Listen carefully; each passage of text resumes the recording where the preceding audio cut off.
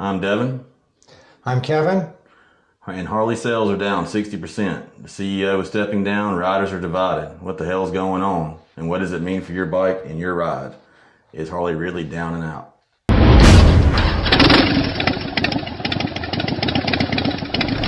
So here's the first headline. Harley Davidson's revenue slumps by 60%. Losses worse than expected. And that's been on the forums, that's been in all different kind of magazines. So not only were sales down 60%, their profit was down 47%. Now, we also have another headline here that the CEO is, after 5 years, retiring, and that's pretty much gotten universal applause from all Harley riders, that Joachim Zietz is retiring after 5 years. Another one is that Harley stock is down 42% over the last 5 years. 42% drop in the stock. So if you bought stock in Harley 5 years ago, whatever you spent is worth 42% less. And then here's another one. It shows how much the sales have gone up on touring models or down. And then on the cruiser models, it's pretty much trended down. The adventure touring, it shows, the Pan American, the stuff they're trying to do there has not, caught on at all. But then if you look at, in 2020, there were 33,950 Sportsters sold. In 2021, 25,123 Sportsters sold. In 2022, which was the last year of the real Sportster, 33,894. Then they introduced these new wannabe Sportsters that are completely water-cooled, that just haven't caught on. In 2023, they sold a whopping 5,000 of them. So they went from, roughly 30,000 units per year average of Sportsters sold down to 5,000 in 2023. Then the word spread that they suck. No offense to those of you who like them, but they're not a real Harley from our perspective.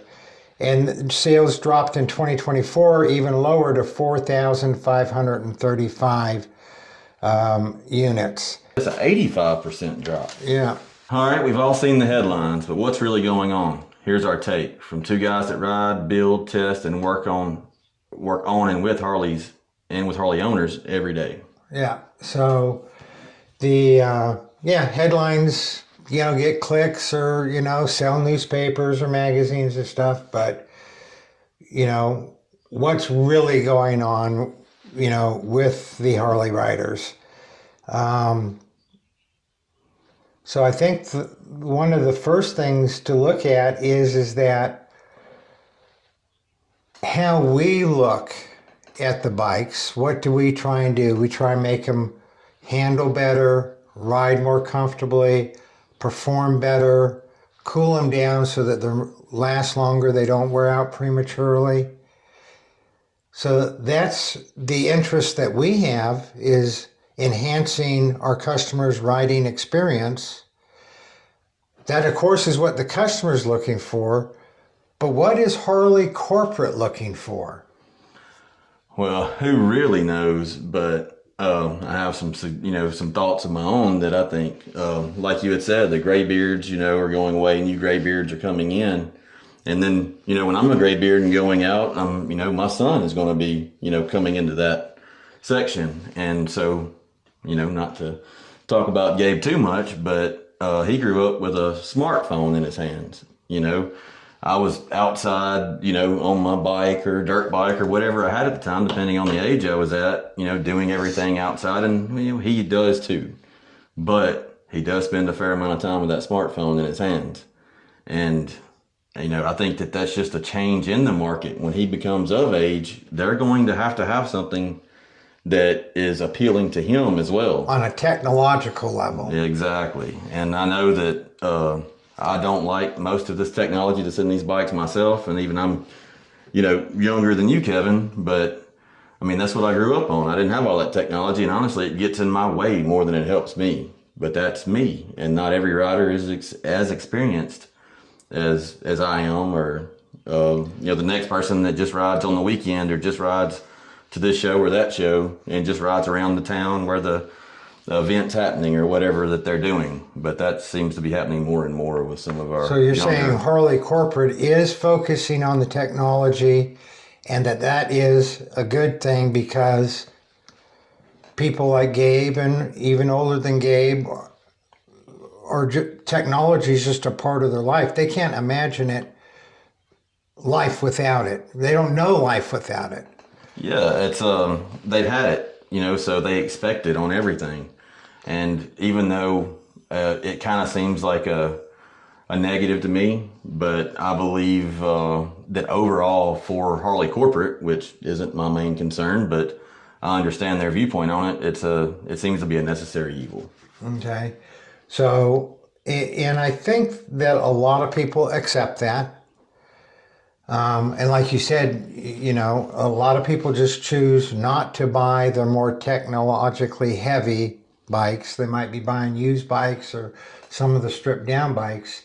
But here's another aspect from a corporate perspective is that their major compensation of the board members and the CEO and, the top people at Harley, the significant part of their compensation comes from the shares, comes from the profit, comes from, if we can only give one key fob, that's an extra $5 or $8 profit per bike. That's going to increase our net bottom line. That's going to make me look good. I'm going to get paid more because they're doing a job to get paid. So they answer to the shareholders. Correct. We're only concerned about the bikes. Yep. We don't, even if Harley went out of business, I'm not suggesting that they are on their way out because I don't think they are. But even if they went out of business, DK Custom Products can keep making parts and developing parts for decades into the future because of all the bikes that are out there and how much people like Harleys. And so that's our perspective. Yeah. But theirs is they answer to the shareholders because they're a publicly held company. And yes, they have to make something that the customers like so that they can have sales, so that they can deliver to their shareholders.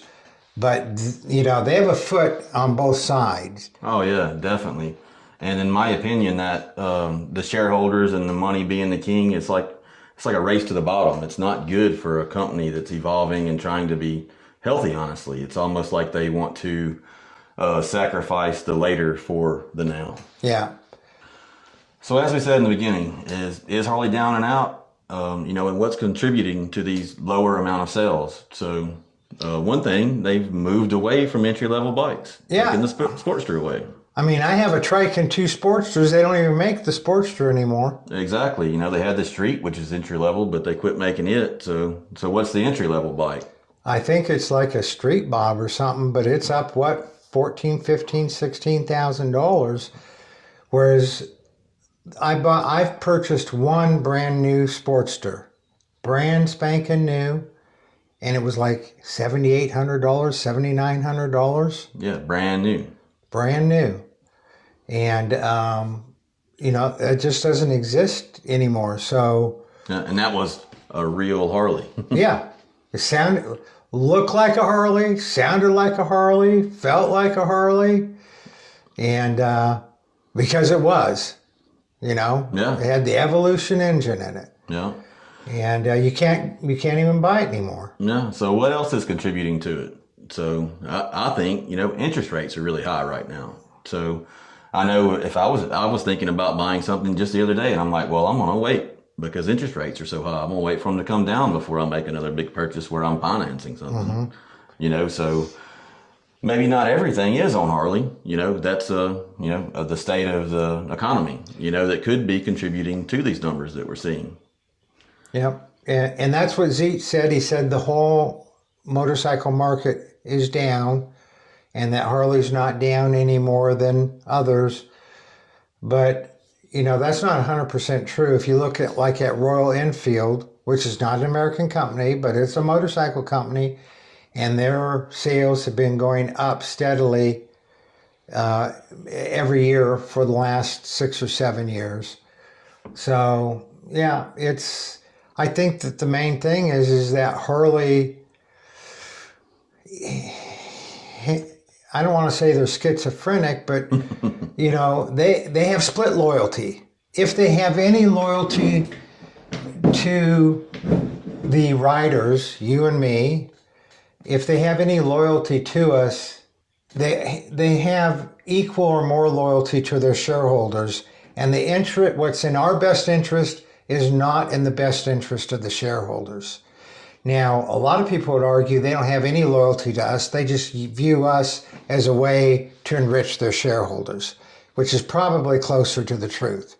Is that they're taking care of us not because they have an intrinsic love or want.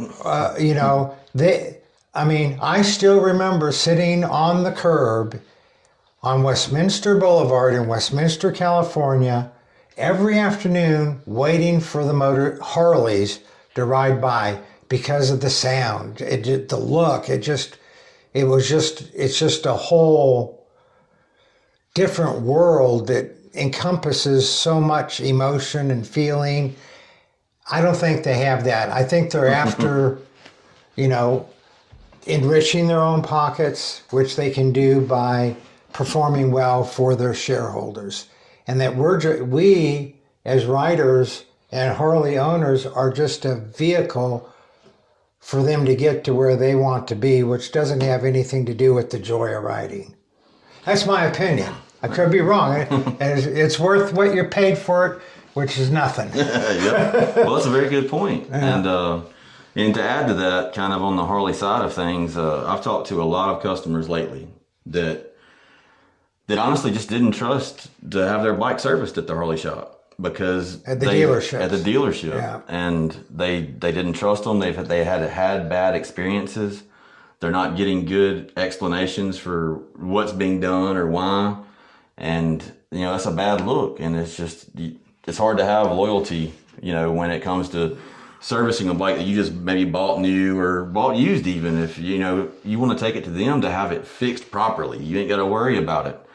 And that's not what at least some customers are experiencing. And I'm not saying that every Harley dealership's this way or every service department's that way. I'm just saying that I've talked to several customers that's the way that they feel. Yeah, well, I avoid taking the bikes into the dealerships. I didn't 20 years ago because there were still mechanics working there who didn't grow up with a smartphone in their hands. But most of the techs, they don't even call them mechanics anymore. Most of the techs working there, they're parts replacers.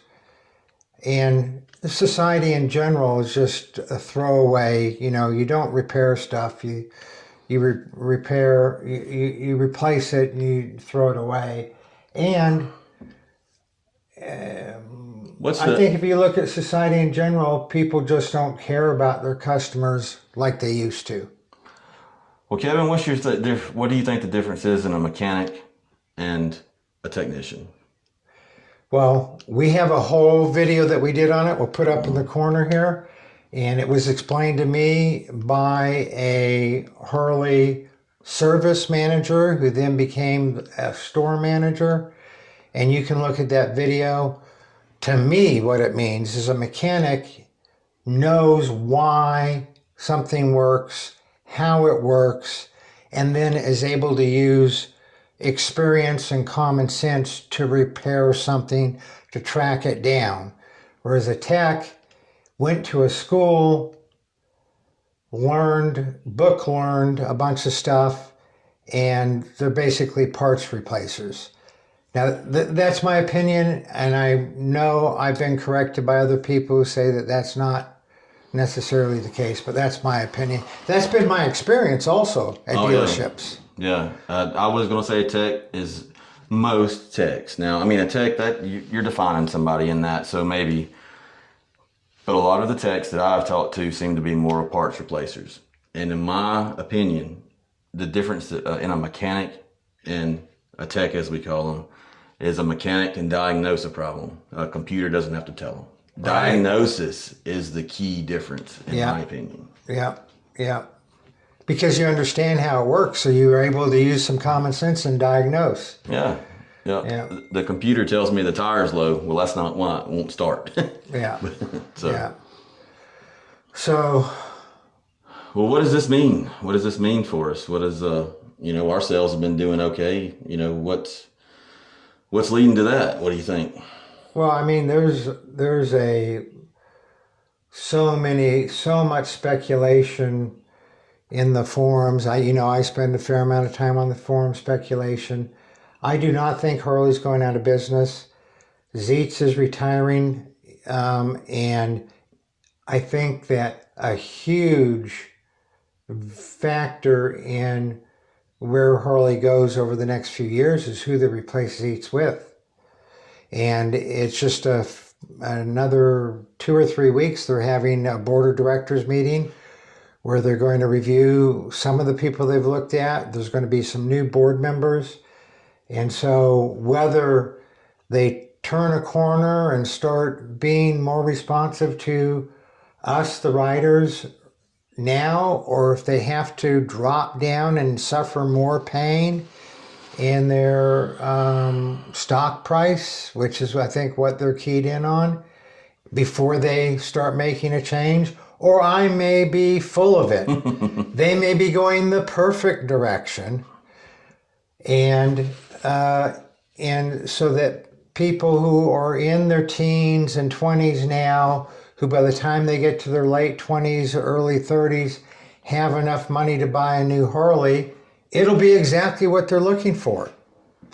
And then people like myself and maybe like you and so many people I know, they'll be buying used bikes that still have a heart to it and not so much technology. And then they'll need somewhere to get parts to make those bikes good. And that's why DK exists. Yeah. And, in times like this, when people are, maybe afraid or holding off on buying something new because of interest rates or whatever the case is, that opens up the opportunity to, don't go spend $20,000, $30,000 on a new one, but, spend, $500, $1,000, $1,500 and make yours better.